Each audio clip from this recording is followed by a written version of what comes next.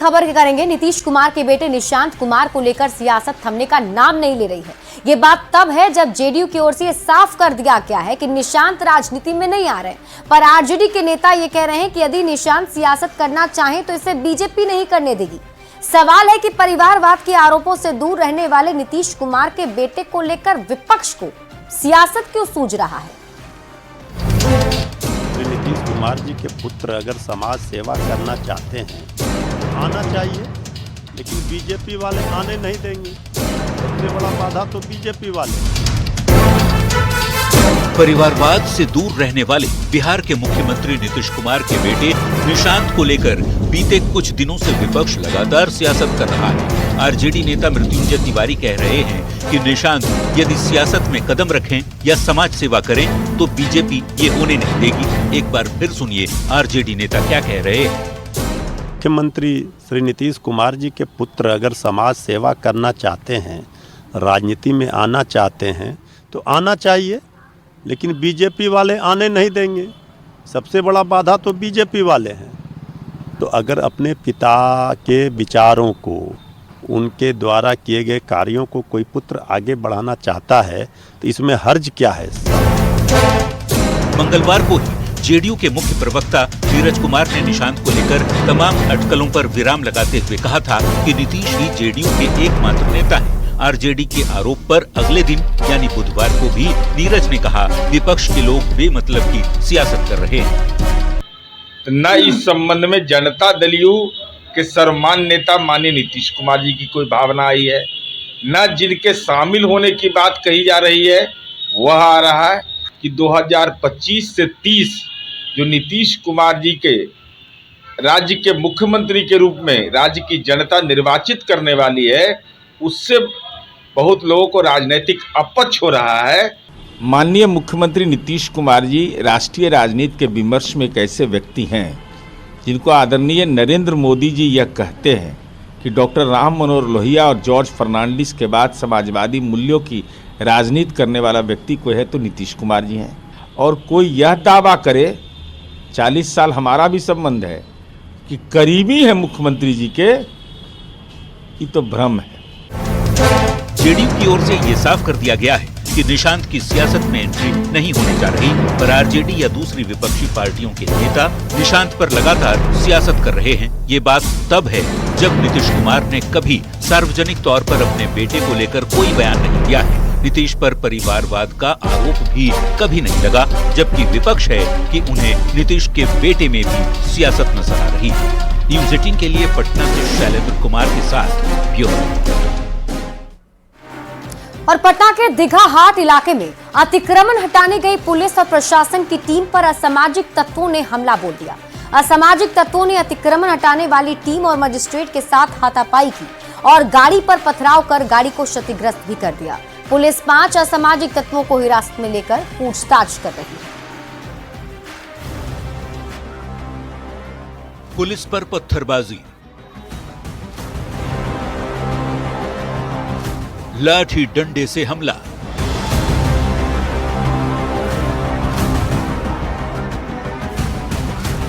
ईंट और रोड़े की बारिश, निशाना बनाते उपद्रवी, जान बचाकर बीच सड़क पर भागते पुलिस वाले और मौत का काल बनकर उनका पीछा कर रहे उपद्रवी। जितनी संख्या उतनी ताकत। हाथों हाथ आसमान से बरसते ईंट, पत्थर और रोड़े की आप गिनती भी नहीं कर सकते। जितनी तेजी से ये लोग पुलिस वालों को निशाना बना रहे हैं। दिल दहला देने वाली ये तस्वीर राजधानी पटना के दीघा थाना क्षेत्र की है, जहां बुधवार को पुलिस टीम हाट इलाके में अतिक्रमण हटाने पहुंची थी, पर असामाजिक तत्वों ने उन पर हमला बोल दिया। दीघा हटिया बाजार में अतिक्रमण का कार्य कर रही थी और विधिवत रूप से किया जा रहा था, जिसमें कुछ असामाजिक तत्वों के द्वारा इसका विरोध किया गया तथा पथराव कर दिया गया।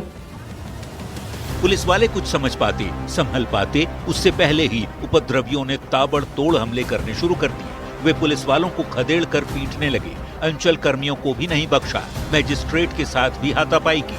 एक अधिकारी की गाड़ी को चकनाचूर कर दिया। नौबत ऐसी आ गई कि जेसीबी जैसी विशाल गाड़ी को भी सड़क पर उल्टे दौड़ाना पड़ा। अतिक्रमण हटाने पहुंचा जेसीबी का ड्राइवर जैसे तैसे जान बचाकर भागा, लेकिन सड़क पर भाग रहे पुलिसकर्मी निशाने पर आने से नहीं बच पाए और वे सीधे अस्पताल पहुंच गए।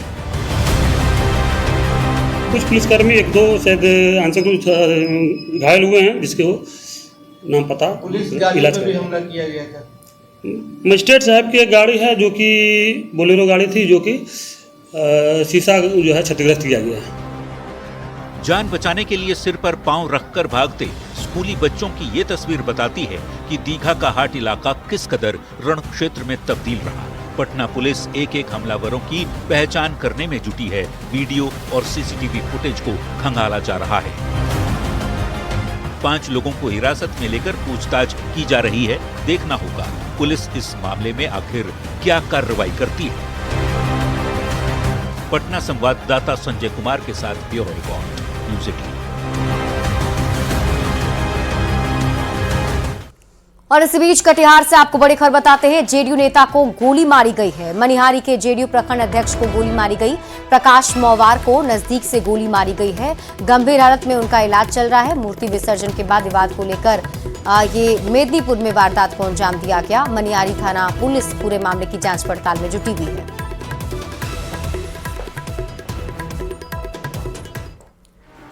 कटिहार में सीएम नीतीश कुमार ने प्रगति यात्रा के दौरान करोड़ों की सौगात दी। कटिहार के लिए सीएम ने सरकार का खजाना खोल दिया। प्रगति यात्रा के दौरान सीएम नीतीश कुमार ने कटिहार के लिए कई बड़े ऐलान भी किए। ये रिपोर्ट देखिए।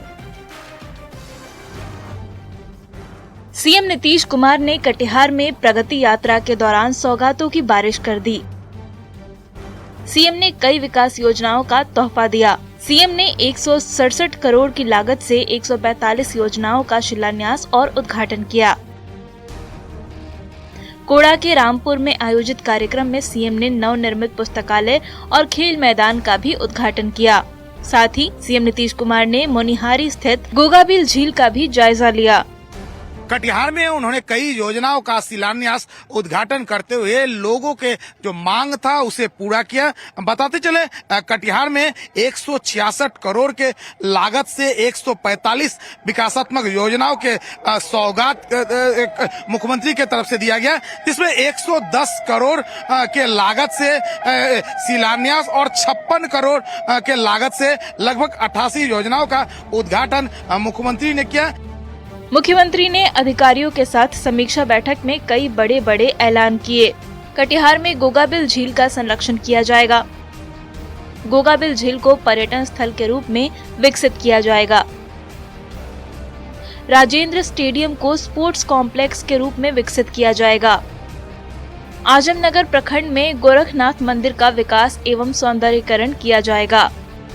राजेंद्र प्रसाद पथ मिर्चाई बाड़ी रोड तक आरओबी और एलिवेटेड सड़क का निर्माण कराया जाएगा। कटिहार नगर निगम में सीवरेज ट्रीटमेंट प्लांट का निर्माण कराया जाएगा। कटिहार में जलापूर्ति योजना के तहत पेयजल की आपूर्ति होगी।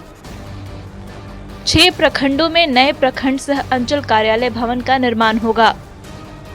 कटिहार, आजमनगर, कोढ़ा, फलका, बरारी और प्राणपुर में प्रखंड सह अंचल कार्यालय भवन का निर्माण किया जाएगा। कटिहार के लिए सीएम नीतीश कुमार ने खजाना खोल दिया। सीएम ने कटिहार के लिए बड़ी घोषणाएं कर लोगों का दिल जीत लिया। प्रगति यात्रा में सीएम का जनता को तोहफा देने का सिलसिला जारी है। न्यूज़ 18 के लिए कटिहार से सुब्रत गुहा की रिपोर्ट।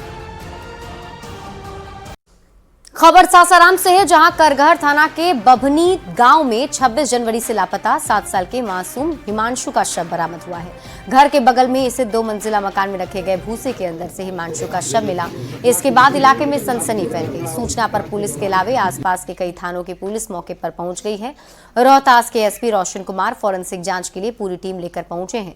बता दें कि 26 जनवरी के बाद दोपहर सुधीर सिंह का 7 वर्षीय पुत्र हिमांशु अचानक गायब हो गया था। आज जब घर के बगल से ही शव से बदबू आने लगा तो लोगों को अंदेशा हुआ। खोजबीन की गई तो 7 वर्षीय बालक हिमांशु का शव भूसे से बरामद हुआ है। रोहतास एसपी ने फिलहाल इस मकान में रह रहे एक महिला को हिरासत में लिया, जिससे पूछताछ की जा रही है। गांव में भारी संख्या में पुलिस बल की तैनाती की गई है ताकि छानबीन की जा सके। 26 जनवरी के दोपहर 1 बजे के आसपास से गायब था। उसके बाद से ही लगातार पुलिस की टीम एसडीपी और मेरे नेतृत्व में यहाँ काम कर रही थी, जिसके बाद आज सुबह बच्चे का शव बरामद हुआ है पड़ोसी उन्हीं के घर से। में हमारे पास काफी कुछ है जिससे हमारे लिए चीजें स्पष्ट हैं, लेकिन इस बारे में ज्यादा अभी आप लोग को अपडेट नहीं कर। मुजफ्फरपुर में ग्रामीण बैंक में अपराधियों ने लूट की वारदात को अंजाम दिया। बाइक सवार 5 अपराधी हथियार से लैस होकर पहुंचे थे और अपराधियों ने बैंक से 1,19,000 रुपए लूट लिए। घटना के बाद से पूरे इलाके में हड़कंप मच गया है। घटना बरुराज थाना क्षेत्र के इब्राहिमपुर पंचायत के बिरहिमा गांव स्थित उत्तर बिहार ग्रामीण बैंक का है। पुलिस सीसीटीवी फुटेज के जरिए अपराधियों की पहचान में जुटी हुई है।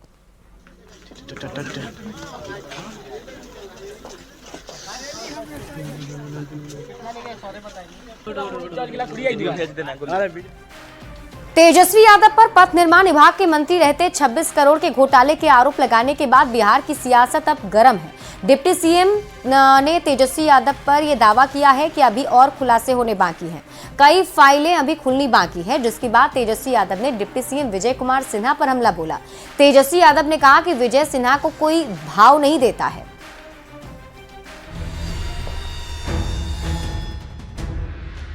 अभी तो सिर्फ एक जगह का एक ठेकेदार की जांच हुई है, कई लोगों की फाइल खुलने वाली है।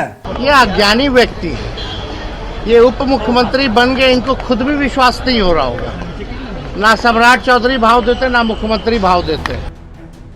महागठबंधन सरकार के समय पथ निर्माण विभाग में हुई गड़बड़ी की जांच रिपोर्ट के बाद सियासत थम नहीं रही है। मंगलवार को तेजस्वी यादव पर 26 करोड़ के घोटाले का आरोप लगाने के बाद डिप्टी सीएम विजय सिन्हा ने फिर आरजेडी पर हमला बोला है। डिप्टी सीएम ने कहा कि एक ही खुलासे से आरजेडी में बेचैनी है, अभी तो कई खुलासे होने बाकी हैं। अभी तो सिर्फ एक जगह का एक ठेकेदार की जांच हुई है, कई लोगों की फाइल खुलने वाली है और कई ऐसे मामले उजागर होंगे। और मैं बता दूं कि इस तरह के लूट की प्रवृत्ति कतई बिहार में नहीं होगी और ऐसे लोगों पर कड़ी कार्रवाई होगी। वहीं डिप्टी सीएम के आरोप पर तेजस्वी यादव भड़क गए। तेजस्वी यादव ने विजय सिन्हा को पराजय सिन्हा बताते हुए कहा कि उन्हें कोई भाव नहीं देता है। तो आरजेडी प्रवक्ता शक्ति सिंह यादव ने भी विजय सिन्हा को 2 नंबर वाला डिप्टी सीएम बता दिया। ये वही पराजय सिन्हा है ना। पराजय सिन्हा जी ने कुछ दिन पहले कहा था कि 200 राउंड गोली चलती है तो ये मामूली घटना है। ये अज्ञानी व्यक्ति है, ये उप मुख्यमंत्री बन गए, इनको खुद भी विश्वास नहीं हो रहा होगा। ना सम्राट चौधरी भाव देते, ना मुख्यमंत्री भाव देते। ये 2 नंबर वाला उप मुख्यमंत्री, उनकी अलग पहचान, उनकी अलग दुकान, तथ्यहीन एक आरोप कर लगाया। चुनावी साल में तेजस्वी पर डिप्टी सीएम के आरोप पर बिहार की सियासत सुलगी हुई है। तेजस्वी पर सड़क बनाने वाली कंपनी को अवैध तरीके से 26 करोड़ से ज्यादा भुगतान किए जाने के आरोप के बाद वार पलटवार का दौर जारी है। बिहार का सियासी पारा हाई है। न्यूज़ 18 के लिए पटना से रविश नारायण और धर्मेंद्र कुमार के साथ शैलेंद्र कुमार की रिपोर्ट। कहते हैं जब हौसला बुलंद हो तो हर मुश्किलें आसान लगने लगती हैं और यही कुछ हौसले कुंभ स्नान से लौटी श्रद्धालुओं में दिख रहा है। पटना जंक्शन पर राहत की सांस ले रही बुजुर्ग महिलाओं की टोली मौत को मात देकर काफी सुकून महसूस कर रही थी और अब अपने घर के लिए ट्रेन से रवानगी की तैयारी में थी। चंद्रमुखी देवी, विंध्यवासिनी देवी और बच्ची देवी तीनों 80 बसंत पार कर चुकी महिलाएं हादसे की प्रत्यक्षदर्शी रही, जिन्होंने भगदड़ के बीच अपनी जान बचाई और सुरक्षित पटना पहुंची हैं। न्यूज़ 18 से बातचीत में सभी ने आप बीती बताते हुए गीत गाकर अपनी बहादुरी का परिचय दिया, जिसे देखकर ऐसा लगा कि सच में उम्र पर आस्था भारी है। कुंभ के श्रद्धालुओं से बात की है न्यूज़ 18 संवाददाता रजनीश कुमार ने और आपको हम ये बातचीत सुनाएंगे, क्या भावना उनकी तरफ से प्रकट की गई न्यूज़ 18 के कैमरे पर। लेकिन उससे पहले आप ये मुस्कुराती हुई तस्वीर देख लीजिए। ये जो